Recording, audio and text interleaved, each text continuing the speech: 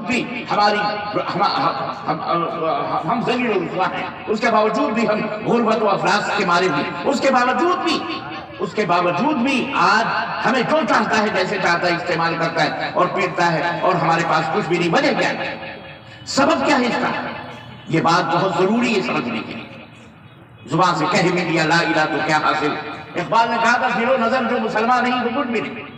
آج غور کیجئے، سمجھیے اس بات کو کہ اللہ کے نبی نے اس ماحول میں، جس ماحول میں چوری، چکاری، بدماشی، جھوٹ، غیبت، قتل، خون، غارت گری، زناکاری، بدکاری، بے حیائی عروج پہ تھی، لوگ اس کے ایک ایک عورت 10 مردوں سے شادی کرتے، معاشرہ اتنا منہار تھا، گرا ہوا تھا، سماج کے اندر اتنا تعفن، اتنی بدبو تھی، اس کے باوجود کسی کی طرف اللہ کے نبی نے دعوت دی اس کو روکنے کے لیے۔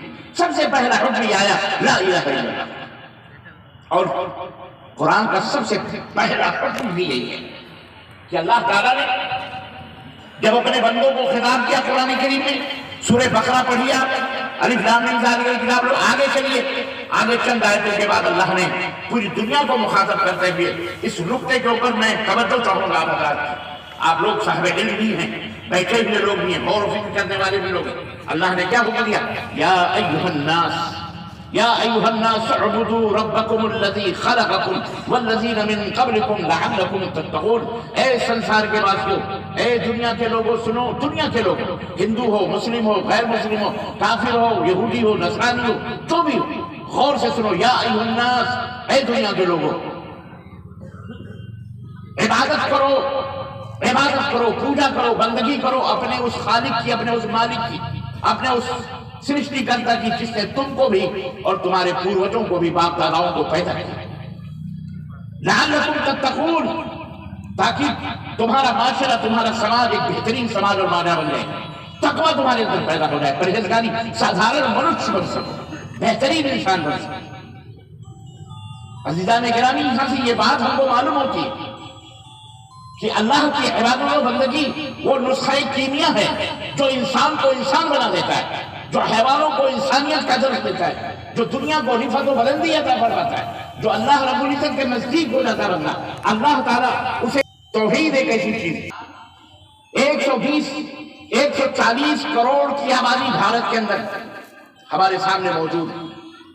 اس 140 کروڑ کے اندر ہم 20 کروڑ، بعض لوگ 17 کروڑ، لیڈر ہمارے گھٹاتے ہی جاتے ہیں، 16 کروڑ 15 کروڑ پہ، نہ جانے کب ہم 25-40 کروڑ ہوں گے۔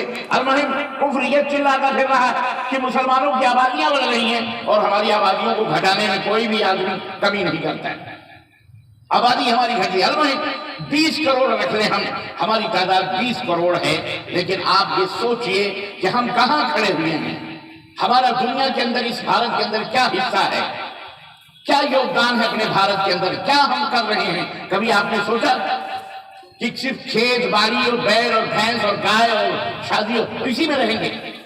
اس کے اوپر ذرا غور کرنے کی ضرورت ہے۔ عزیزان محترم، ہم اس دنیا میں کھیت باڑی کرنے کے لیے نہیں آئے تھے، اس دنیا کو اس دنیا کے اندر ہم یہ مشغول ہونے کے لیے نہیں آئے تھے۔ اللہ نے آپ کی ذمہ داری آپ کو سونپی، اللہ نے لفظ اقرا کے ذریعے سے جو کلمہ پڑھتے ہیں ان کے اوپر ایک ذمہ داری دی تھی، اور فرمایا کنتم خیر امۃ اخرجت للناس تأمرون بالمعروف وتنہون عن المنکر، تم اس دنیا کے قائد ہو، رہنما ہو، عامل ہو، ناہی ہو، لوگوں کو حکم دینے والے، لوگوں کو برائیوں سے روکنے والے۔ ہمیں اللہ نے عزت سے بنایا تھا، نبی کی امت کو بنایا تھا، لیکن آج ہم کہاں کھڑے ہوئے ہیں؟ ہم خود انہی برائیوں کے اندر ملوث ہیں۔ کون سی ایسی برائی ہے جو ہمارے سماج اور ہمارے معاشرے کے اندر موجود نہ ہو؟ عقیدہ ہو، اخلاق ہو، اعمال ہو، ساری برائیوں کے اندر کون موجود ہے؟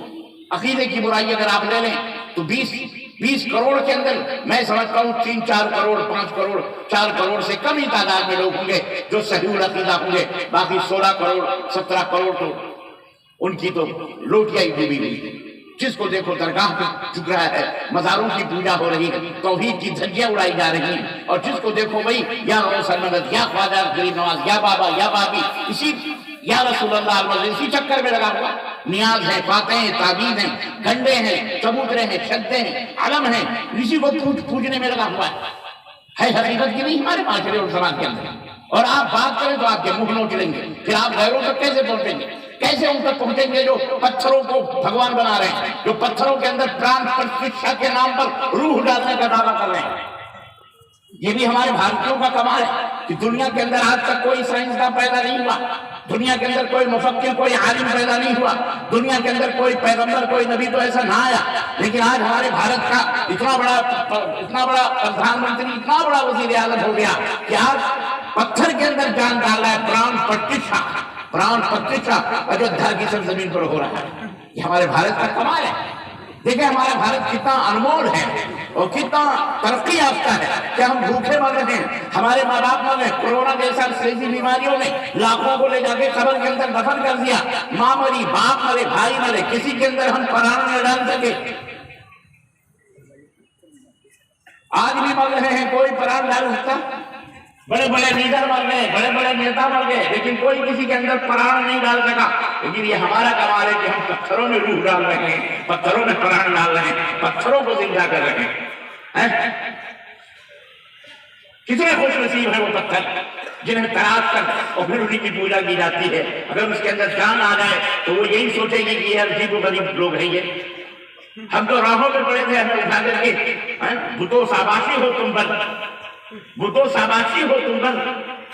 किसी शायर ने कहा था, न तरसे थे तो पत्थर से, न तरसे तो खुदाबंद हो गए।